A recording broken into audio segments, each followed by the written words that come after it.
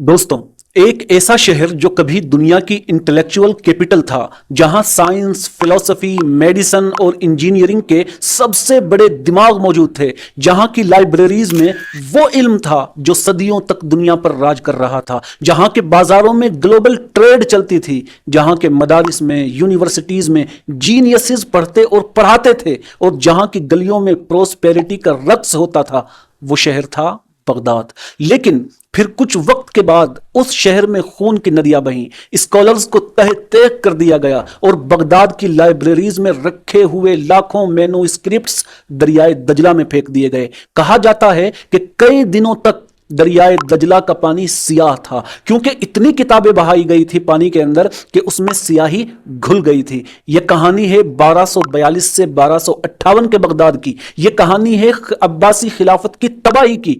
लेकिन यह कहानी सबसे ज्यादा मुसलमानों की अपनी स्टूपिडिटी की है।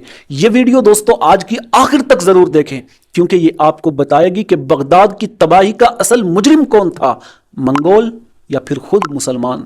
आज अगर आप किसी से पूछें कि दुनिया का सबसे एडवांस्ड सिटी कौन सा है, तो शायद कोई टोक्यो, न्यूयॉर्क, लंदन या बीजिंग का नाम लेगा। लेकिन 8वीं सदी से 10वीं सदी तक इस सवाल का सिर्फ एक जवाब था, बगदाद। यहां दुनिया की सबसे बड़ी लाइब्रेरीज थी, जिन्हें हाउस ऑफ विजडम कहा जाता था। यहां Greek, Roman, Indian and Persian sciences का ट्रांसलेशन हो रहा था, और मुसलमानों ने वो तरक्की की थी जो आज हम वेस्ट में देखते हैं। लेकिन फिर क्या हुआ? अगर बगदाद इतना पावरफुल था, तो आखिर चंद हफ्तों में यह मिट्टी का ढेर कैसे बन गया? यहां पर मैसेकर क्यों हुआ? 1258 में हलाकू खान ने बगदाद पर हमला किया था, लेकिन हकीकत यह है कि यह हमला न होता अगर मुसलमान खुद अपनी बर्बादी का रास्ता न बनाते। यहां दो किरदार बहुत अहम है। एक खलीफा मोतसम बिल्ला, जो आखिरी अब्बासी खलीफा था, लेकिन हुक्मरान कम, ना वाकिफ लीडर ज्यादा। दूसरा इब्ने अलकमी, जो बगदाद का वजीर था। इन पर यह इल्जाम है कि उसने जानबूझकर बगदाद के डिफेंस सिस्टम को वीकेंड किया ताकि मंगोल आसानी से शहर पर कब्जा कर सकें। लेकिन ये दोनों ही इस पूरी डिस्ट्रक्शन के असल जिम्मेदार नहीं थे। असल मसला यह था कि मुसलमान खुद कई टुकड़ों में डिवाइड हो चुके थे।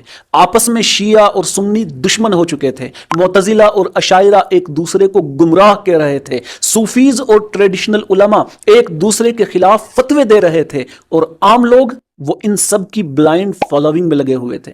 और वो उलमा जो कभी इब्ने सीना, अल फाराबी, अल ख्वारज़मी, जाबिर इब्ने हय्यान जैसे बड़े लोगों की रहनुमाई करते थे, वो कहां थे? तो दोस्तों, दिल थाम करके सुनिएगा, क्योंकि ये बड़े बड़े उलमा और मशाइख, सूफिया और बुजुर्गान दीन इस बात पर बहस कर रहे थे कि मक्खी पानी में गिर जाए तो क्या वो पानी नापाक हो जाएगा या नहीं। वुजू के दौरान उंगलियों के दरमियान पानी पहुंचाना फर्ज है या सुन्नत। मुर्गी की गर्दन एक ही वार में काटनी चाहिए या 3 वार में। और ये ऐसा नहीं है कि सिर्फ इन मसाइल को बयान किया जाता था, बल्कि इन मसाइल के ऊपर बड़े बड़े मुनाजरे चौकों चौराहों में चिल्ला चिल्ला कर किए जाते थे। बाज औकात तो लड़ाई और जंग तक की नौबत आ जाया करती थी। मगर जब मंगोलों के हमले बगदाद के ऊपर हुए, तो उनको यह इल्म बचा नहीं सका। और सूफिया वो स्पिरिचुअलिटी में उस वक्त इतने डीप डाइव कर चुके थे कि उन्हें दुनिया के असल मसाइल नजर ही नहीं आ रहे थे। वो जिक्र अज़कार में मसरूफ थे, जबकि बगदाद की गलियों में खून बह रहा था। इसी के दरमियान जब हलाकू खान ने हमला किया, तो बगदाद के डिफेंडर्स की तादाद सिर्फ चंद हजार थी। यह शहर जो कभी मिलिट्री का स्ट्रॉन्ग होल्ड था, अब डिफेंस लेस हो चुका था। 1 बाय 1 शहर की दीवारें तोड़ी गई, स्कॉलर्स को कत्ल कर दिया गया और लाइब्रेरीज को जला दिया गया। खलीफा मोतसम बिल्ला को कहा जाता है कालीन में लपेटकर घोड़ों के नीचे रौंद दिया गया। यह वो अंजाम था जिसके पीछे सिर्फ हलाकू खान नहीं, बल्कि खुद मुसलमान भी जिम्मेदार थे।